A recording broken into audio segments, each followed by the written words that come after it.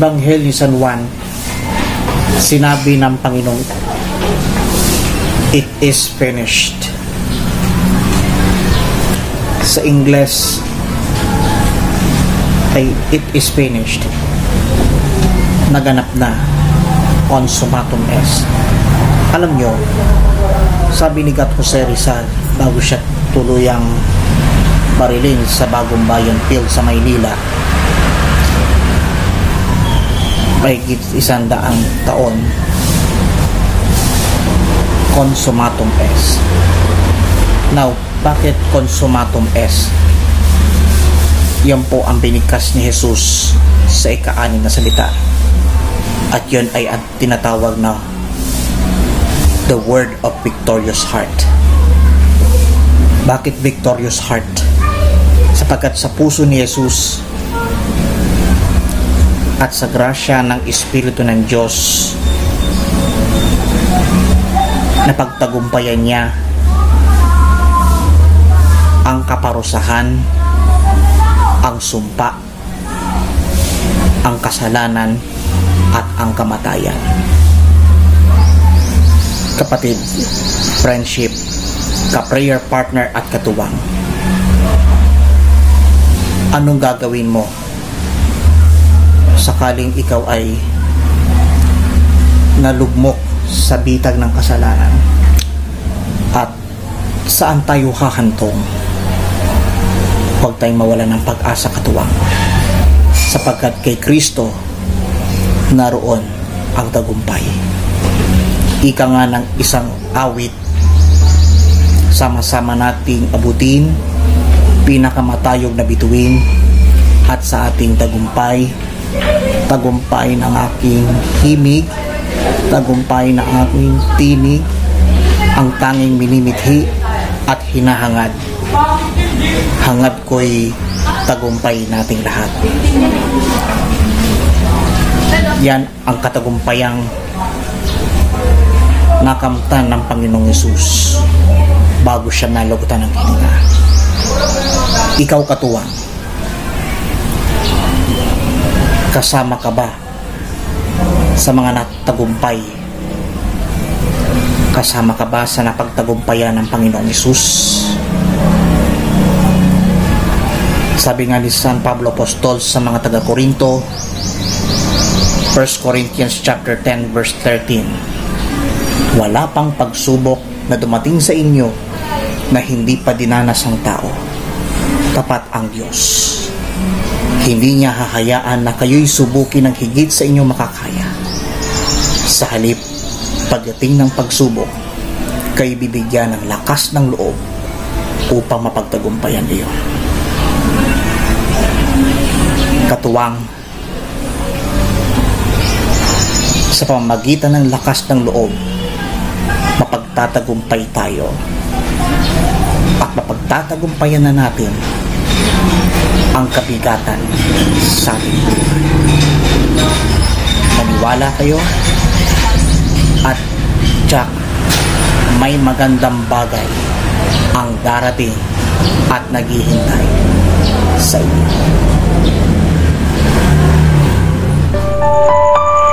This Holy Week, let us pause to find and spend time to reflect on the life of Jesus and God's love for mankind.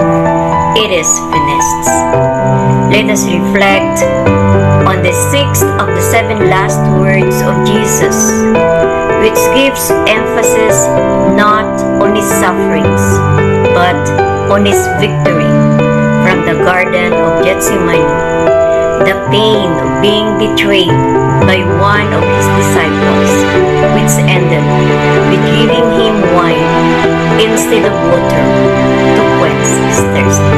Labis-labis ang paghihirap at pagdurusa na pinagdaanan ni Jesus. It is finished. Symbolizes Jesus' victory in fulfilling His mission to die for our salvation. He triumphantly fulfilled His mission in complete obedience on the will of the Father. Sinikap niyang mapagtagumpayan ang kanyang paghihirap na hindi gumamit ng dahas at kapangyarihan.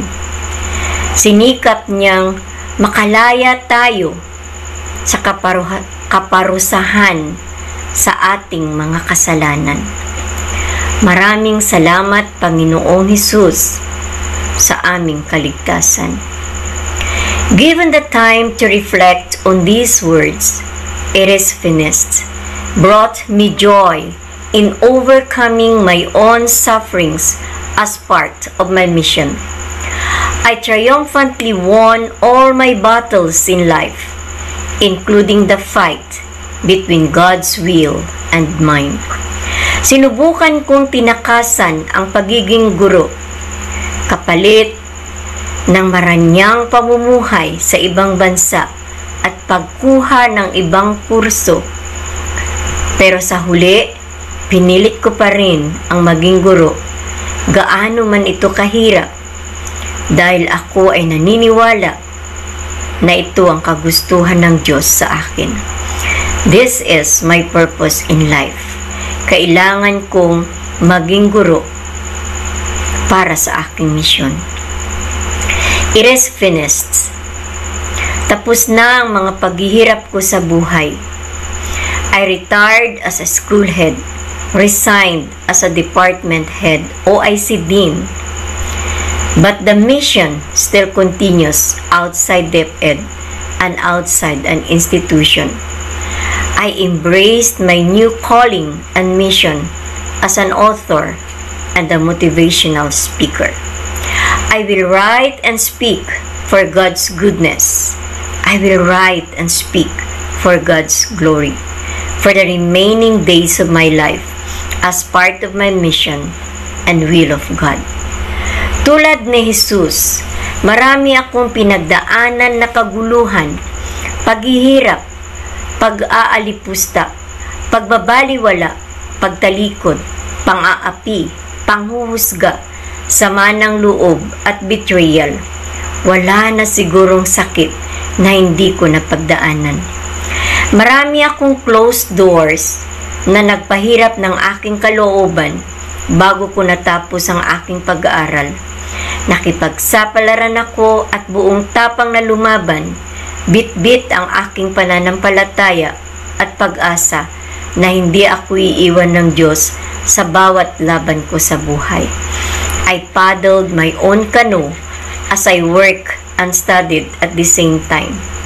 I dreamed with faith in my heart. Hindi naging madali ang pagtupad ng aking pangarap na makapag-aral. Walang salita ang makapaglarawan ng hirap na aking pinagdaanan. Pero tulad ni Jesus, tahimik kong binuhat ang aking krus mula sa aking pag-aaral patungo sa aking pagiging guro, school head, school owner, let review mentor, at ngayon bilang book author at motivational speaker. Sa bawat yugto ng aking buhay ay panibagong hamon ang aking hinarap at pinagdaanan. At lahat ay aking napagtagumpayan sa tulong at awa ng Diyos. Tulad ni Jesus at tulad ko, lahat tayo ay may misyon sa buhay na may kaakibat na kahirapan. Tulad ni Jesus, sa tuwing tayo ay nahihirapan at nabibigatan, nagpapadala ang Diyos o magpapadala ang Diyos Ama ng taong tutulong sa atin para gumaan ang ating mabigat na dalahin. Tulad ni Jesus, dumaranas din tayo ng pagtalikod at betrayal mula sa ating mga mahal sa buhay, mga anak na pinabayaan ng mga magulang, mag-asawa na iniwan ang partner para sa sariling kaligayahan, mga taong naghihirap dahil sa paggawa ng tama at kabutihan sa kapwa. Katulad ni Jesus, lahat tayo ay may misyon na dapat nating gampanan.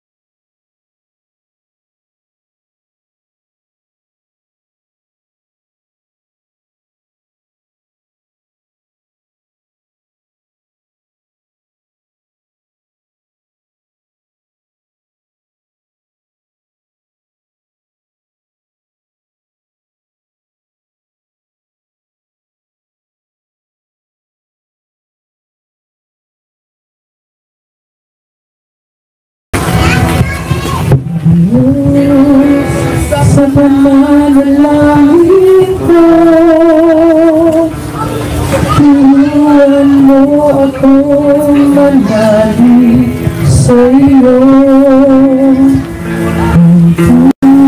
Isipan ko, isipan upang magamit mo ang buhay ko.